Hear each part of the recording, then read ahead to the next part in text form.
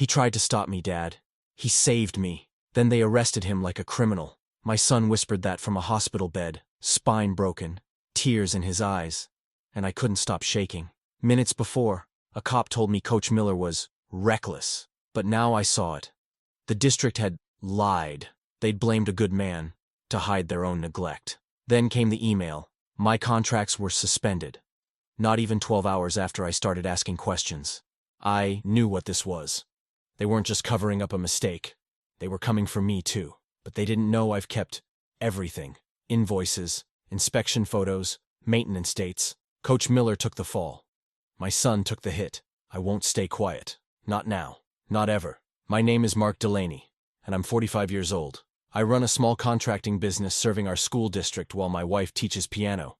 And our teenage son Ryan dreams of college basketball scholarships. Every morning starts the same.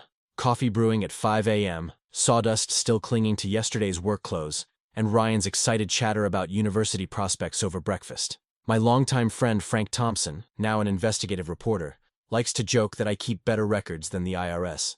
Every invoice, work order, and facility photo filed away neat as pins. The superintendent's office, especially Janet Morris, who runs it, treats contractors like disposable parts with their late payments, and constantly changing specifications. But I've learned to work steady, stay quiet, and document everything. In this district, silence buys more than speaking up ever could. But let me start from the beginning. I was installing new cabinets in the teacher's lounge when my phone buzzed. Normally, I let calls go to voicemail during jobs, but something made me check Principal Walker's number. My stomach dropped before I even answered. Mr. Delaney, there's been an accident in gym class. Ryan's being transported to Memorial. The rest blurred. I remember dropping my drill, the battery pack clattering across the linoleum. Must have left my truck door wide open too, because when I got home that night, the dome light had killed the battery. Funny how your mind catches these little details when the big ones are too heavy to hold. Memorial Hospital's parking lot was a maze of one-ways and speed bumps. Know what it's like trying to read signs when your hands won't stop shaking? Ever notice how hospital corridors all smell the same? Like fear wrapped in antiseptic? I must have asked 3 different nurses where radiology was before one finally walked me there herself. Your son's stable, she explained, keeping pace with me. We've immobilized his spine. As a precaution. The doctor will explain everything, but right now, the priority is preventing any additional movement. A police officer was waiting outside radiology, Officer Martinez. I recognized him from church picnics and Little League games. His face had that careful blank look cops get when they're about to deliver bad news. Mark, you should know. We just arrested Coach Miller. Probable cause for reckless endangerment. Witnesses say he had the kids doing unsafe exercises on outdated equipment. I barely processed it. The radiologist was showing me Ryan's scans, pointing out the fracture like it was just another Tuesday. The surgeon, Dr. Chen, walked in with a tablet full of diagrams. The good news is the spinal cord itself appears intact, she said.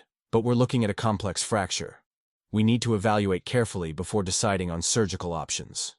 For now, absolute minimal movement is critical. You ever try to look calm when someone's showing you pictures of your kid's broken spine? I kept nodding like I understood all the medical terms, but honestly, I was just trying not to throw up. They led me to Ryan's room. He was flat on his back, neck brace holding him still, monitors beeping steady. His eyes found mine the second I walked in. Even with all the tubes and wires, he looked more worried about me than himself. Dad, he whispered, voice raspy from the trauma. They're wrong about Coach Miller. He tried to stop it. The spotter bars. They were loose, old. He'd been telling us to be careful around them for weeks. That stopped me cold. Here was the police saying they had an open and shut case against Miller. But my son, who had zero reason to lie while flat on his back in a hospital bed, was telling me the exact opposite. You're sure about that, Ryan? I asked. About Coach Miller trying to stop it? He yelled for me to wait, ran to spot me himself when he saw the bar wobbling. If he hadn't been there. Ryan's voice trailed off, and I could see the pain meds pulling him under. I settled into the chair beside his bed for the night. You know that hollow quiet that fills hospitals after visiting hours? Just machines humming, and fluorescent lights buzzing while your mind races in circles. The whole place reeked of industrial disinfectant. But underneath was that other smell, the one that reminds you how fast life can flip upside down. I watched Ryan's chest rise and fall, listened to the steady beep of his heart monitor. Come morning, I'd be having some direct conversations with the school board.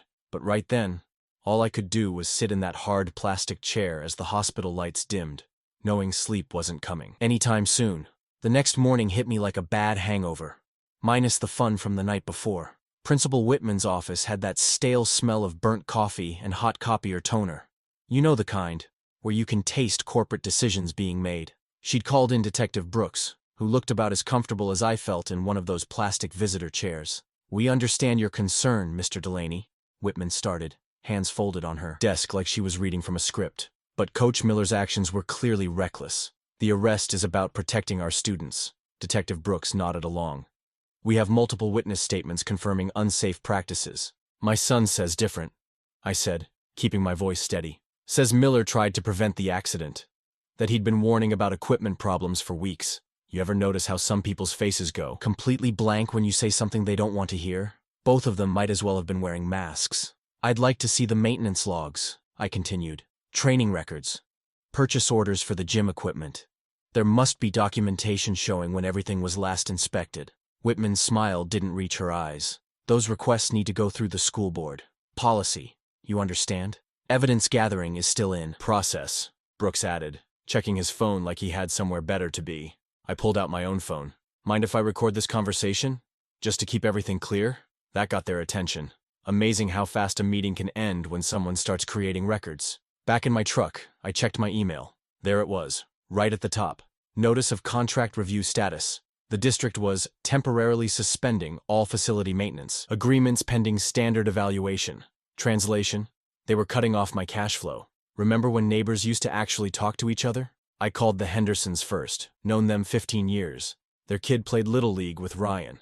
Sarah answered, "All thoughts and prayers, and such a terrible accident." But the minute I mentioned Coach Miller, she had cookies in the oven that needed checking. Same story with the Patels next door. Mike from my softball team. Even Pastor Dave, all these people I'd known forever, suddenly too busy to talk about what happened, like someone had sent out a memo. Don't get involved. Ever have one of those moments where you can feel the ground shifting under your feet? When you realize the rules you thought everyone played by don't actually exist? I started a new folder on my laptop, typed up every conversation while it was fresh. Names, times, exact words. Added the contract suspension notice, Ryan's statement about Miller, the hospital reports. When you're a contractor, you learn quick that documentation beats memory every time. Standing at the hospital vending machine that afternoon, watching it eat my dollar for the third time, I did the math. Going after the school board meant risking more than just those suspended contracts. In a town this size, they could make sure no one hired me for anything. Ryan's medical bills were already climbing, and that was before we knew what kind of long-term care he'd need. But here's the thing about being backed into a corner. Sometimes it makes the decision real simple. I pulled up the district's public records request form on my phone, filled out every field with precise detail. Equipment purchase history, maintenance schedules, safety inspection reports, email correspondence about gym facility conditions, everything. The elevator doors were closing as I hit send. In that metal box, watching the floors tick by in silence, I could almost hear the machinery of cover-up grinding into gear. Thing about machinery, though? It leaves marks. And I've spent my whole life reading blueprints. The spine specialist's office felt too small for the weight of what he was about to tell us. Dr. Chen had the kind of calm that makes your stomach sink. You know the type, where you can tell they've delivered this news before. "Without the proper surgical intervention," he said, spreading out a series of MRI images, "there's a risk of permanent nerve damage." He pointed to something that looked like a shadow. "This compression needs to be addressed while the surrounding tissue is still responsive to treatment." I'd brought my work notebook. Force of habit when details matter. "What's our timeline here?" "The optimal window for this procedure closes in June." He checked his calendar. "We need to complete the full surgical plan before the summer inflammation patterns set in." You ever notice how a date can suddenly feel like a wall rushing at you? June had always been just another month. Now it was a deadline wrapped in medical terminology. "Walk me through the whole schedule," I said, pen ready. Every appointment, every milestone. Dr. Chen laid it out step by step. Pre-op evaluations, physical therapy benchmarks, medication adjustments to prep for surgery. I wrote everything down in contractor shorthand, same way I'd map out a building project. Each step had its own costs, its own requirements. The numbers kept climbing. "Your insurance should cover a significant portion," he said, but I caught that slight pause before significant. After he left, I stayed in that chair, doing the math. Even with our savings, even if I could line up other work outside the district, we'd be underwater by May if those school contracts stayed frozen. And that was assuming no complications, no extra procedures. Down at the school board office, nothing had changed except the receptionist's expression when she saw me coming. Place still had that government building smell, all dust and old paper and coffee that had been sitting too long. I need to file these requests, I said, sliding my forms across the counter. Equipment maintenance reports going back 5 years. Security footage from the gym. Every purchase order related to athletic equipment. She didn't even look at them. All requests are processed through counsel in sequence, Mr. Delaney. We'll contact you when... I know the drill, I cut in. Just make sure these get time-stamped. All of them. Back in my truck, I called the insurance company. Spent 40 minutes bouncing between departments before I got someone who could actually answer questions. Coverage for specialized procedures typically requires comprehensive documentation, the agent explained. Funny how they can make, "we need someone to blame," sound so professional. If there's clear liability on the district's part, that would expedite the approval process. In other words, get proof, get covered. Simple as that, right? The sun was setting by the time I made it back to the hospital. Standing in the parking lot, I could hear the faint beeping of monitors from the upper floors. Somewhere up there, Ryan was probably watching TV, trying to keep still, not knowing his whole future hung on a calendar square labeled June. I pulled out my phone and set a reminder for first thing tomorrow. The board's office opened at 8. I'd be there at 7:30, waiting. Because that's what you do when your kid's future is on the line. You show up early, you stay late, and you don't take in sequence for an answer. Looking up at Ryan's window, I thought about all the building projects I'd managed over the years. Everyone had its critical path. The sequence of steps that had to happen in exactly the right order, or the whole thing fell apart. This was no different. Get the documents, prove the liability, secure the coverage, clear the path to June. The monitor beeps drifted down again, steady as a metronome, each one marking another minute gone, another minute closer to that deadline. I jerked awake to the sound of a food cart rattling past Ryan's room. My neck was stiff from sleeping in the chair, and dawn was just starting to paint the windows gray. Hadn't meant to stay overnight, but you know how it goes. 1 more hour turns into morning before you know it. Ryan was still sleeping, his breathing steady under the monitor's glow. I pulled out my work pad and started making lists, the way I do when a project needs organizing. Every contractor learns early. If you don't write it down, it didn't happen. First column, maintenance records. How often was the equipment checked? Who signed off? Second column, injury reports. Had other kids gotten hurt before Ryan? Third column, internal communications. Every email, every memo that mentioned gym safety or budget concerns. I'd been in enough meetings to know the real story usually lives in the paper trail. My phone buzzed, an email from the district's legal team. 3 paragraphs of lawyer speak that basically said, "Tough luck. Wait for discovery." I could practically hear the smirk behind the words. Sitting there, watching the sunrise crawl across Ryan's hospital bed, I kept coming back to what he'd told me that first night. "Dad, Coach Miller tried to stop it.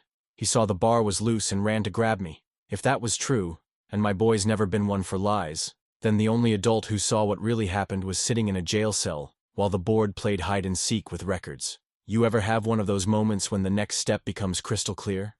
Like when you're framing a house and suddenly see exactly where that load-bearing wall needs to go? I pulled up the county jail's website on my phone. Visitor hours started at 9. I called ahead, got the procedures, wrote down everything I'd need to bring.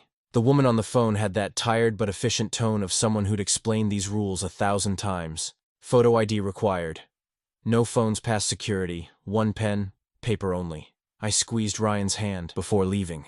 He stirred, but didn't wake up. Good. He needed the rest more than he needed to see me looking worried. The drive to the jail took me past the high school's athletic fields. The stadium lights were tilting slightly, their paint peeling. Tennis courts had cracks you could trip on. Even the track looked worn down to gravel in spots, smelled like wet rubber and neglect. That special aroma of maintenance delayed too long made me think about all those invoices I'd submitted over the years. How many times had the district been reviewing payment schedules while promised upgrades never appeared? Somebody was saving money somewhere, but it sure wasn't showing up in better equipment. The jail's visitor center was all fluorescent lights and beige walls. I stepped up to a thick plexiglass window where a clerk traded my driver's license for a visitor badge. The metal counter, where I laid out my files, was barely wide enough for my notepad. "Arms up," the guard said, waving a metal detector wand around me. Standard procedure, but it still felt wrong, like I was the one who'd done something criminal. While I waited, I ran my fingers over the cold cinderblock wall. Reminded me of school construction jobs. Basic materials, minimal expense. Funny how institutions all end up feeling the same after a while. A buzzer sounded, making me jump. One door opened, then another, and there was Coach Miller, shuffling in wearing orange, looking like he'd aged 10 years since I'd last seen him at a school board meeting. They'd taken his whistle, but you could still see the tan line where it used to hang. Some habits mark you even after they're gone. The guard pointed us to a table bolted to the floor. 30 minutes, he said, already walking away. I pulled out my pen and opened my notepad to a clean page. Time to hear the other side of this story. Coach Miller slumped into the metal chair across from me, his orange jumpsuit hanging loose on shoulders that used to fill out a referee's shirt. His eyes had that hollow look you see in guys who've had their whole world yanked sideways. "Thanks for coming, Mr. Delaney," he said, voice scratchy like he hadn't used it much lately. "How's Ryan doing?" "Stable. Doctors say there's a path forward." I kept my tone neutral, watching his reaction. "My son tells me you tried to prevent his fall." Miller's hands clenched on the table. "Of course I did. Been warning them about that equipment for months." He glanced at the guard, then leaned forward. "Look, I've got copies of everything. My lawyer said to keep records close." He pulled a folded paper from his pocket, smoothing it carefully on the table. The letterhead caught my eye. Official district maintenance request form, dated 8 months back.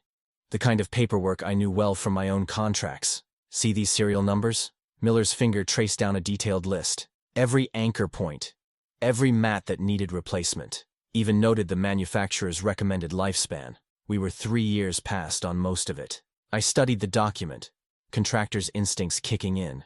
The details were thorough. Dimensions, wear patterns, specific safety concerns. At the bottom sat a clear, received stamp from the district office, dated and initialed. "This is solid documentation," I said. "What happened when you submitted it?" Miller gave a bitter laugh. "Same thing that always happens. Got an email saying they'd review budget priorities. Then nothing. Sent follow-ups every month for 3 months. Finally got told to work within existing resources." That last phrase hit home. I'd heard it myself when pointing out building code issues. Bureaucrats speak for "stop making waves." "Who specifically handled these requests?" I asked, pen ready. Miller shook his head. "Board handled everything as a group. Never got direct responses. Always, the board has determined, or the board's position is." Real convenient setup when you're dodging responsibility. I noticed his hands were shaking slightly. Made me think of Ryan in that hospital bed. Monitors beeping. "Walk me through that day," I said quietly. "What happened just before Ryan fell?" Miller closed his eyes, reliving it. Regular class rotation. Kids were doing basic routines. I'd checked the equipment that morning. Always do. But halfway through, I noticed one of the anchor points shifting. Called out to stop activity. Was moving to secure the area. He swallowed hard. Ryan was already in motion. I ran, tried to spot him, but the whole assembly gave way. Wrong angle. Too much momentum. The pieces were fitting together, and the picture made my jaw clench. They'd found their perfect scapegoat. Dedicated teacher, direct contact with students, no real power in the system. Pin it all on the guy with the whistle, and nobody looks higher up the chain. "Mind if I photograph this report?" I asked, pulling out my phone. At his nod, I snapped several clear shots, making sure to capture that official receipt stamp. "Your boy," Miller said suddenly. "He really told them I tried to help?"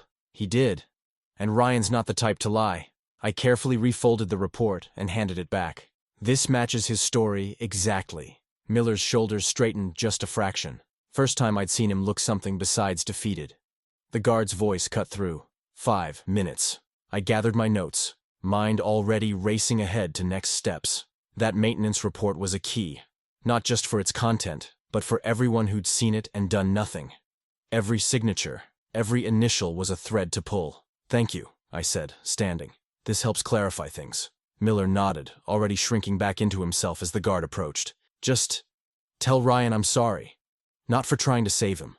For not pushing harder about the equipment before it came to this." The series of doors buzzed me out into afternoon sunlight that felt too bright after the jail's fluorescent gloom. Behind me, The final door clicked shut with the sharp precision of a stopwatch marking time. Back at my kitchen table that evening, I pieced together Miller's timeline in a spreadsheet, the kind of detailed record-keeping that had saved my business more than once. Ever notice how memory gets fuzzy when money's involved? That's why I've always trusted paper trails more than promises. The maintenance report gave me solid ground to start from.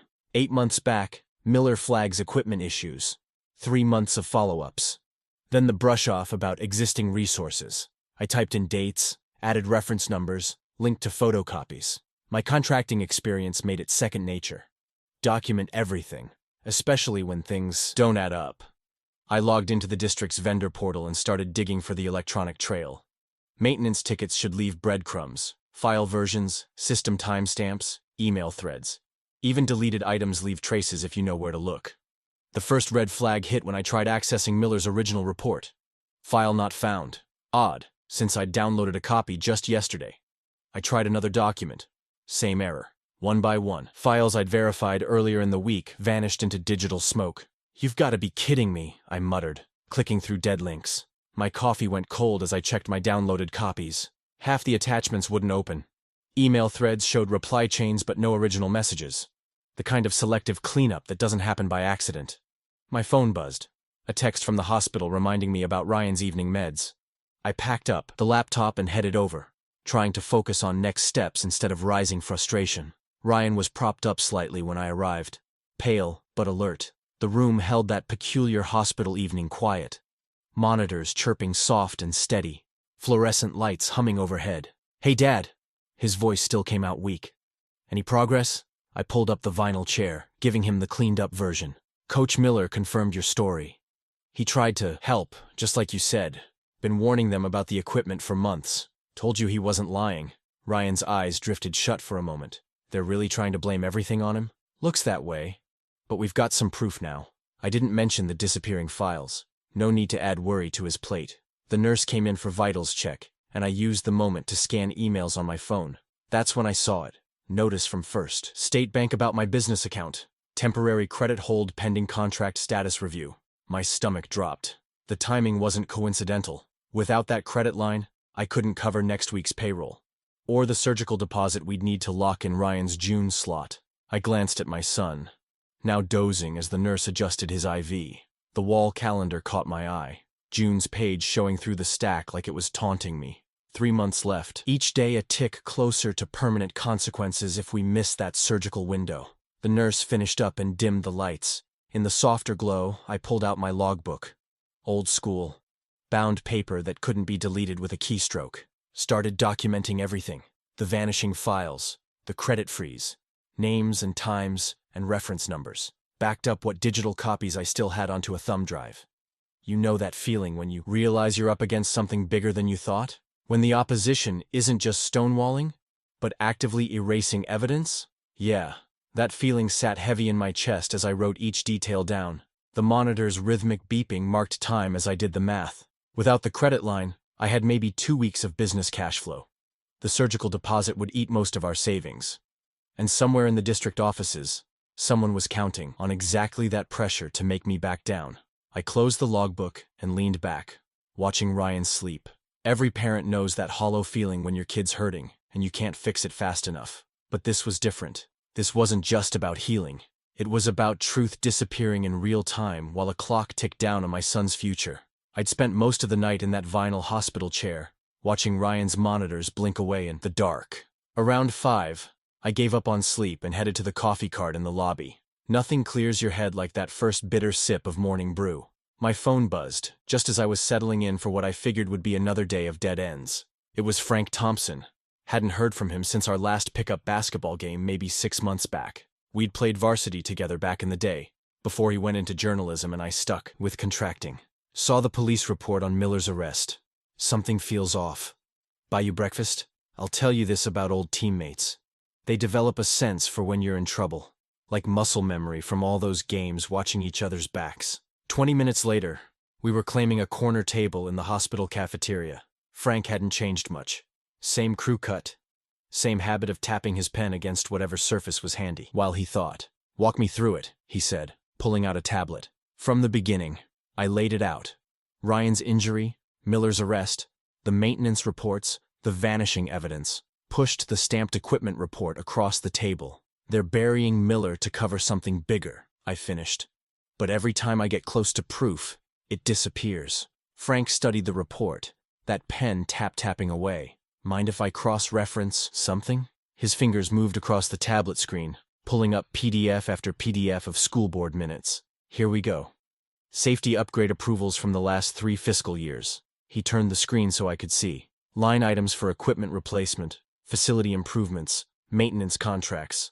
Big numbers that should have translated to new gear in that gym. Notice anything weird about these totals? Frank asked. I squinted at the columns. Contractor's eye kicked in. Numbers that should have aligned didn't quite match up. Approved amounts versus actual expenditures showed gaps that made no sense. These funds went somewhere, Frank said, but not to equipment. The fluorescent lights hummed overhead while we mapped out a plan. Frank would dig into public records, meeting minutes, budget reports, anything filed with the state. I'd tackle the vendor side, trace every invoice against deliveries. And we'd both pull pension disclosure documents to cross-reference dates and amounts. Split up, cover more ground, Frank suggested. I'll start data mining these PDFs for approval patterns. You hit the county clerk's office. They keep hard copies of everything filed locally. The morning light was hitting full strength when I pulled into the county building's parking lot. Spent 3 hours going through archived filings, photographing anything with a relevant signature or date stamp. My phone kept buzzing with texts from Frank as he found suspicious patterns in the digital trail. Check 2019 Q3 transfers, one message read. Superintendent's discretionary fund. By evening, we had Command Central set up in an empty hospital conference room.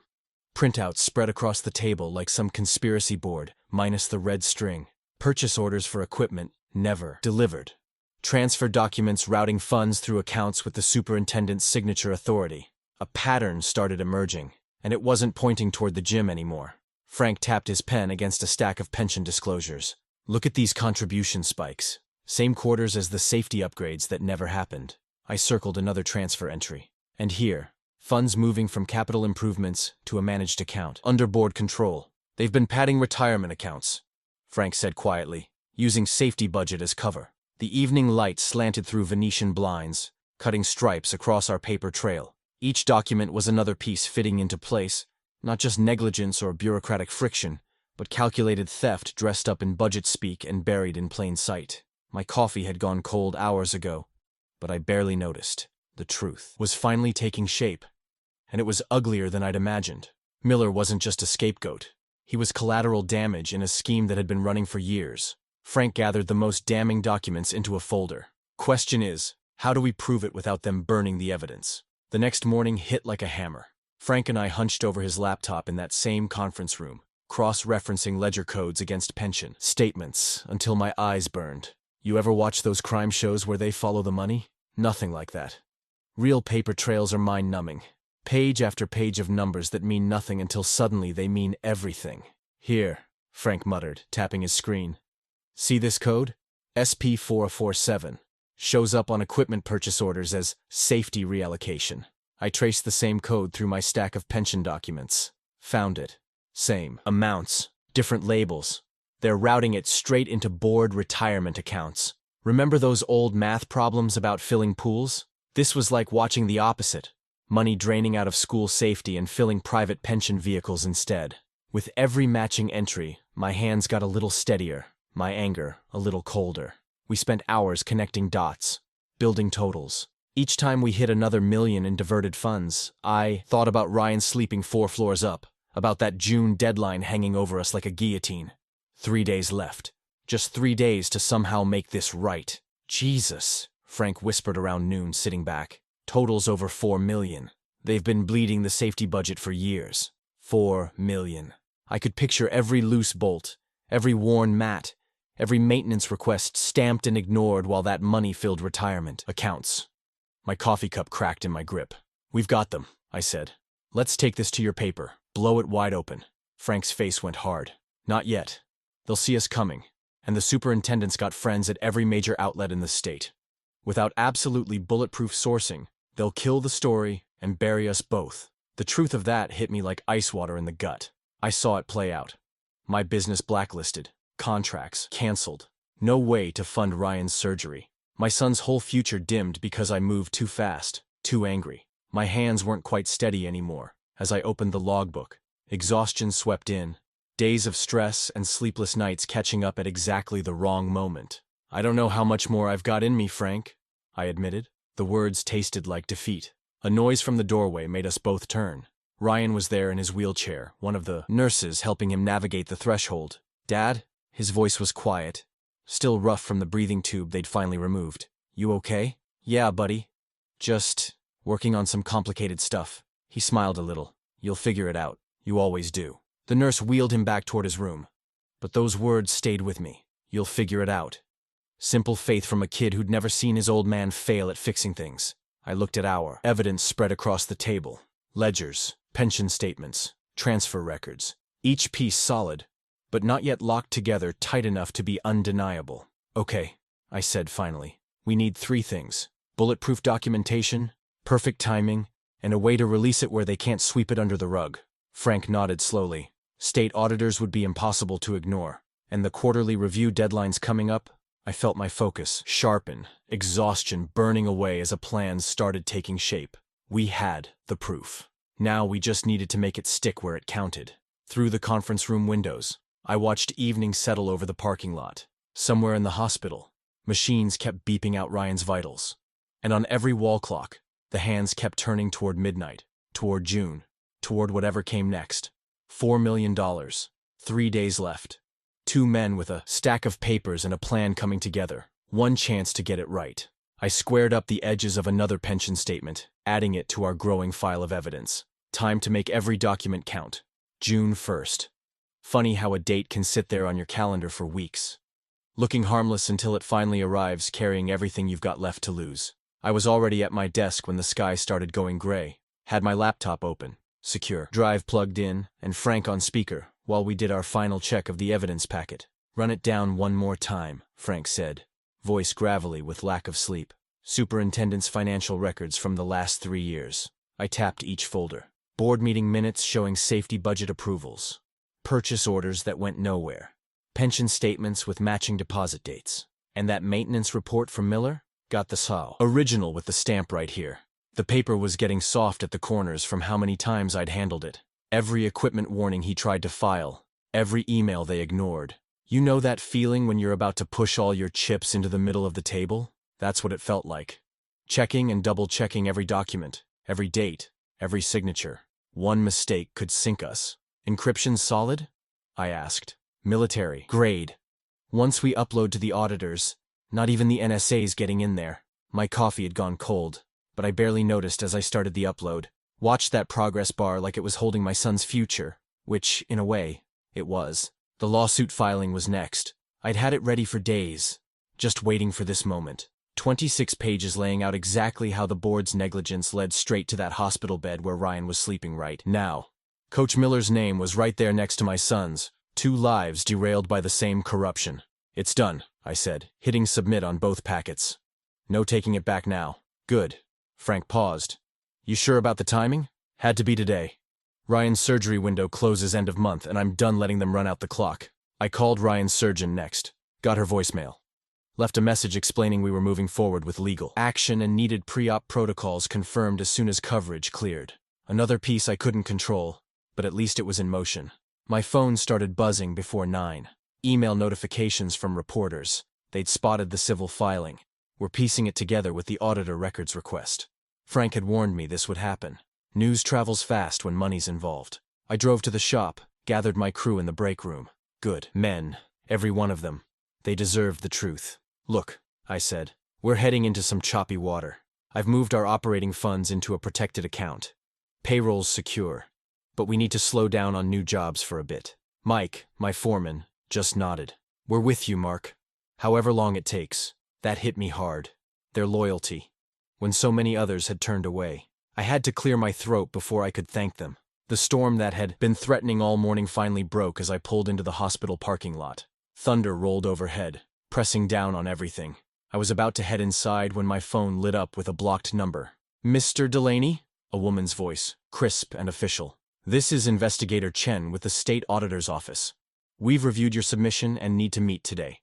Are you available this afternoon?" My pulse kicked up. But I kept my voice steady. Yes. Name the time and place. She gave me an address downtown, 4 o'clock. As I hung up, another crack of thunder shook the air. The hospital windows reflected lightning, and somewhere up there, Ryan was waiting for me to make this right. I checked my watch. 6 hours until the meeting. Time enough to brief Frank, see Ryan, and get my head straight. Because this was it. The moment when all our careful documentation would either break this thing open or break us instead. The state auditor's office looked nothing like I expected.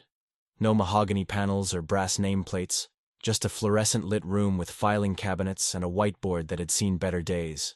Investigator Chen wasn't what I pictured either. She was younger than me, with reading glasses hanging from a chain and the kind of focus that made you sit up straighter. "Walk us through the money trail, Mr. Delaney," she said, spreading my documents across a conference table. 2 other investigators flanked her, laptops open. I laid it out the way Frank and I had rehearsed. Every quarter, the board approved safety upgrades for the schools. I slid over the purchase orders. But if you check the equipment inventory, nothing actually delivered. Chen finished, already nodding. She'd done her homework. Right on cue, my phone buzzed. Frank's signal. "You'll want to see these too," I said, pulling up his email. Board meeting minutes from the last 3 years, and statements from vendors who bid on contracts that never materialized. The younger investigator, Martinez according to his badge, let out a low whistle as he scrolled through the attachments. "The timestamps on these transfers match the pension deposit dates exactly," I finished. Down to the hour. Chen moved to the wall calendar, uncapping a red marker. She started marking dates, working backward from today. "We'll need subpoenas for the pension custodians by Thursday." She circled another date. "Superintendent's discretionary accounts by Monday at the latest." "The money's probably already moving," Martinez said. "That's why we're moving faster." Chen's marker squeaked against the whiteboard as she drafted a timeline. "Mr. Delaney, we may need you to verify additional documents as they come in." "Whatever you need," I said. "I've got copies of everything backed up 6 ways from Sunday." Walking out an hour later, I caught the lobby TV mid-broadcast. The ticker crawled with phrases like "School Safety Fund Investigation" and "Pension Irregularities Alleged." A spokesperson for the superintendent was doing damage control, all careful words and rigid denial. "The superintendent categorically rejects these baseless accusations," she was saying. "The district's financial records are completely transparent." I actually laughed out loud at that one. Couple of security guards gave me odd looks, but I couldn't help it. "You ever hear someone lie so badly it's almost funny?" Had to check on Ryan next. The nurse said his vitals were holding steady and, better news, they were keeping his pre-op slot reserved while the insurance sorted itself out. I closed my eyes for a second, just breathing that in. One piece of good news felt like a feast after weeks of famine. Then my phone lit up with a message from Frank. "Miller's lawyer called. Says the DA's office is reconsidering the arraignment in light of potential systemic failures. They're watching the audit." Had to read that one twice. The DA's office doesn't reconsider anything unless they know the ground's shifting under all of them. Their neat little story about one reckless teacher was starting to crack right down the middle. I found myself on a bench outside the hospital as evening settled in. Through the windows behind me, I could hear the metallic rattle of blinds in the wind. Somewhere up there was my boy, waiting for me to make this right. The world felt both bigger and smaller than it had that morning. Bigger because we were finally punching through to the truth. Smaller because in the end, it all came down to one kid in one hospital bed. My phone buzzed one last time. Public notice from the state auditor's office. Press briefing scheduled for 9 a.m. tomorrow. I stared at those words until they blurred. Somewhere in the district offices, I bet there were people staring at the same message, but with very different feelings about what morning would bring. The wind picked up, rattling those blinds harder. Felt like change coming. The kind that strips all the old lies away and leaves nothing but truth behind. I'd learned that sound well these past weeks. It was the sound of justice finally catching up. The auditor's briefing room smelled like fresh coffee and tension. I'd gotten there early. Found a seat near the back where I could watch faces. Frank slipped in just before 9, nodding as he passed. Neither of us had slept much. Chen stepped up to the podium right on time, manila folders arranged with military precision. "Good morning.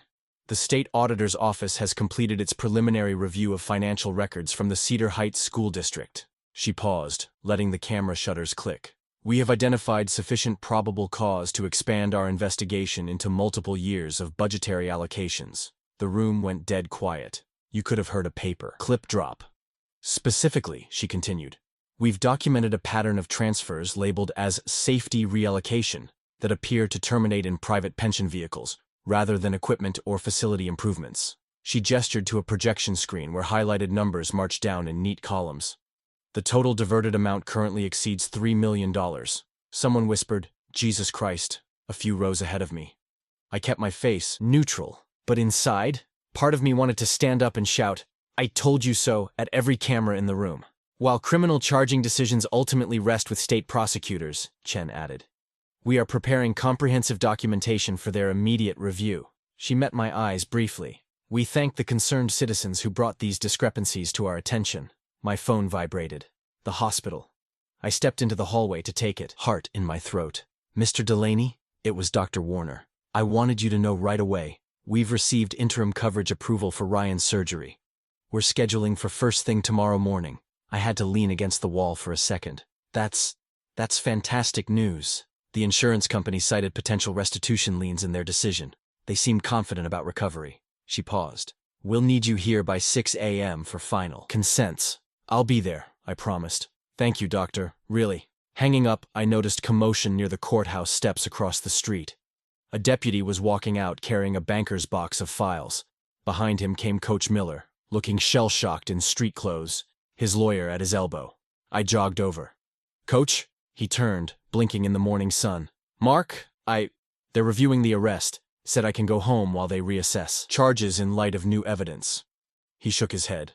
My lawyer says they're probably dropping the case entirely. Good, I said firmly. That's exactly what should happen. I heard about the audit findings. He met my eyes. Thank you for believing me. You tried to protect my boy, I said simply. Least I could do was return the favor. After he left, I called Frank to coordinate. We needed to be careful about public statements now that charges were likely coming down. Let the evidence speak for itself, Frank advised. That's always the cleanest play. Back at the hospital, I found Ryan awake and anxious. Dad? What's happening? I pulled up my usual chair. Well, buddy, tomorrow's going to be a long day, but a necessary one. I explained about the surgery timing. Watched him process it. Are you scared? He asked quietly. Little bit, I admitted. But I trust Dr. Warner, and you're stronger than you know. We sat together as afternoon faded to evening, talking about patience and proof and all the small steps that add up to justice. When the nurse brought the pre-op paperwork, I signed each page with steady hands, my boy watching every move. Later, after he drifted off, I closed the door on the corridor noise and settled in for the night watch. The clock hands crawled toward midnight, but I barely noticed them. All I could hear was the soft whoosh of the ventilator and the steady beep of his heart monitor, the quiet sounds of a room holding itself together, waiting for morning. I jerked awake to my phone buzzing against my chest. The clock read 5:15 a.m., 45 minutes before pre-op.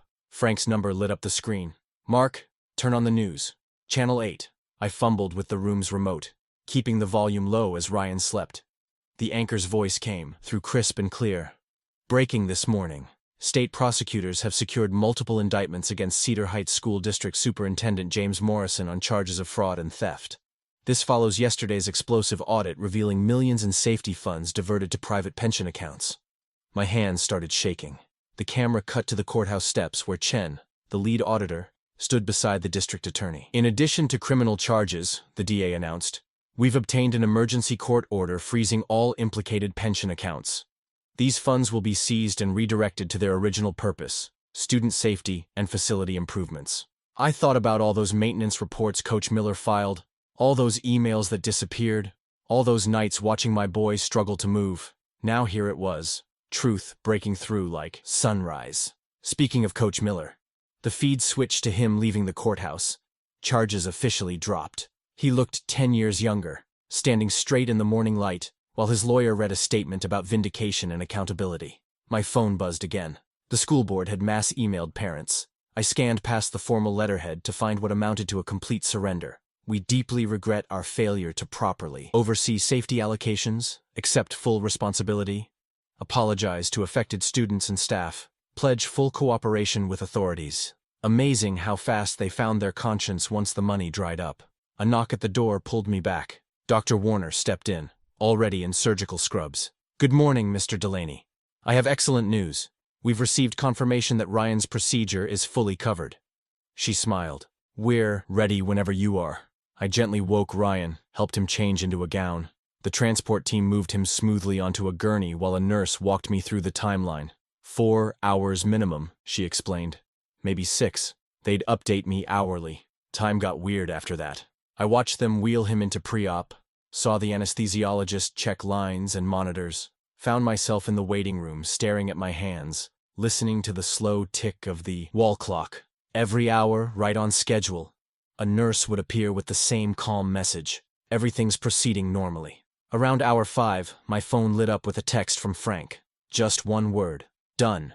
Above a link to the official indictment. 47 pages documenting every dollar they stole, every report they buried, every lie they told. I couldn't focus enough to read it all, but I didn't need to. The truth was finally on record. Mr. Delaney? I looked up to find Dr. Warner, still in her surgical cap but smiling wide. The procedure went perfectly. He's in recovery now. Would you like to see him? The recovery room was quiet except for soft beeping. Ryan lay propped slightly up, face pale but eyes alert when I walked in. The nurse was adjusting something at his feet. Hey, Dad, he whispered. Check this out. Slowly, deliberately, he flexed his toes. Then, with the nurse spotting him, he planted both feet flat on the mattress. The braces made tiny clicking sounds under the blanket. I gripped the bed rail, throat tight. Yesterday, those legs hadn't moved at all. The doctor says I might be walking by next week, Ryan said, with the braces and some practice. 3 days later, I stood in the rehab gym watching my boy take his first steps. The braces clicked softly with each careful movement, but he was moving forward under his own power. Sunlight streamed through the windows, catching the determined set of his jaw. The same expression I'd seen in the mirror all those nights fighting for justice. I knew you'd fix it, Dad, he said during a rest break. I squeezed his shoulder gently. No lie survives the weight of a father's fight, I told him, and watched him take another step toward tomorrow.